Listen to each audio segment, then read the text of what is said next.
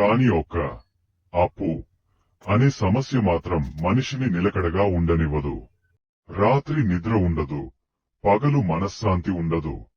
సమాజంలో తలెత్తుకు తిరగలేం, ఇంట్లో సంతోషంగా గడపలేం.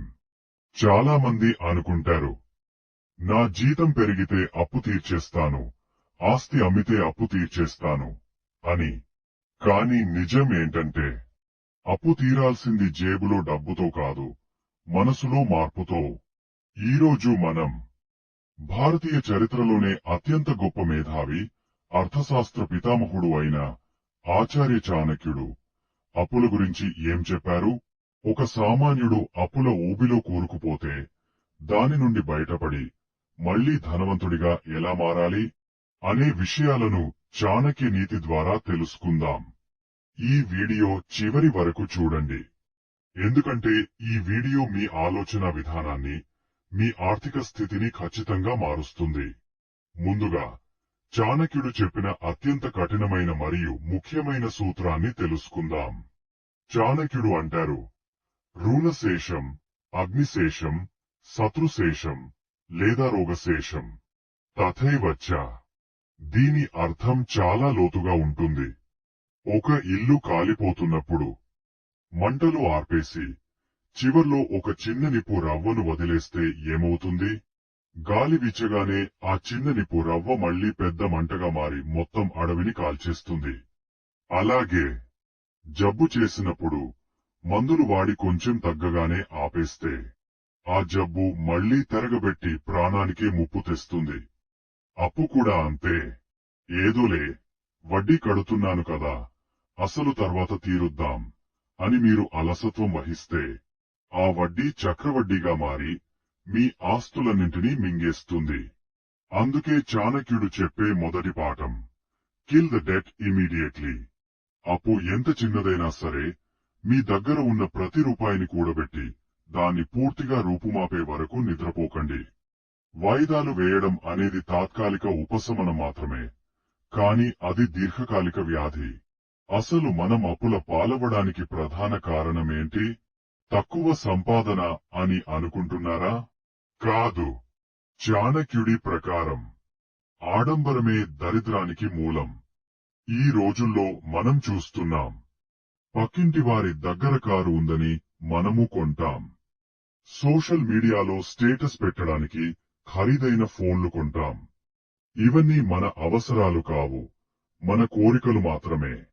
చాణక్యుడు ఒక అద్భుతమైన మాట చెప్పారు. ఎవరైతే తన ఆదాయాన్ని మించి ఖర్చు చేస్తారో మరియు తన శక్తికి మించిన పనులు చేస్తారో వారు నాశనం కాక తప్పదు.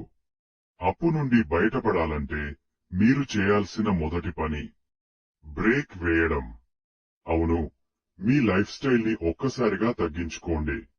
సినిమాలు, షికార్లు, కొత్త బట్టలు, హోటల్ ఫుడ్ ఇవన్నీ అప్పు తీరేదాకా బంద్ చేయండి. ఒక సాధువు ఎలా బతుకుతాడో కొన్ని రోజులు అలా బతకండి. కష్టంగానే ఉంటుంది, కాని ఆ కష్టమే మిమ్మల్ని రేపు రాజుని చేస్తుంది. చాలా మంది అప్పుల వాళ్లు ఇంటికి వస్తున్నారని భయపడి దాక్కుంటారు లేదా ఫోన్ స్విచ్ ఆఫ్ చేస్తారు.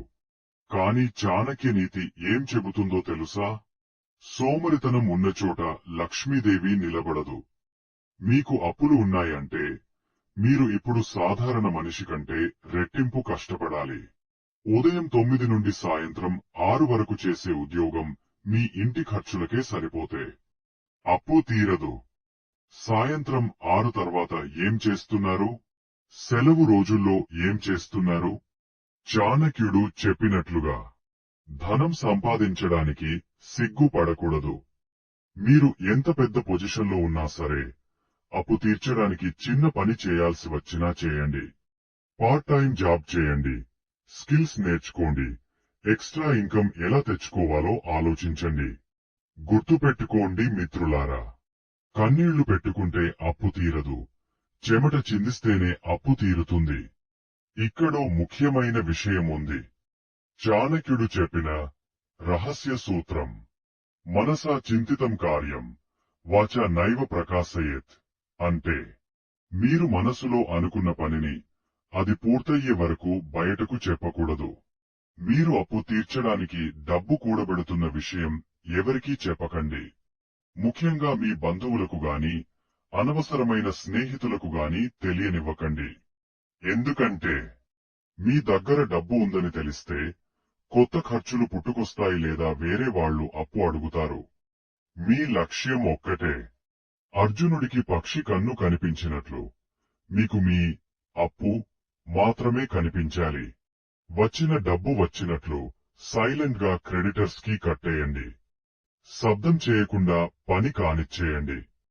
చివరగా మీరు అప్పుల్లో ఉన్నప్పుడు మీ చుట్టూ ఎలాంటి మనుషులు ఉన్నారనేది చాలా ముఖ్యం. చాణక్యుడు అంటారు, దుష్ట భార్య, మోసగాడైన మిత్రుడు, ఎదురు సమాధానం చెప్పే సేవకుడు మృత్యువుతో సమానం.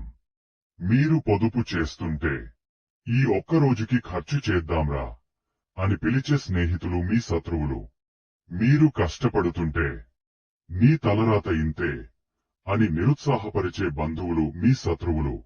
అలాంటి వారికి ఈ సమయంలో దూరంగా ఉండండి.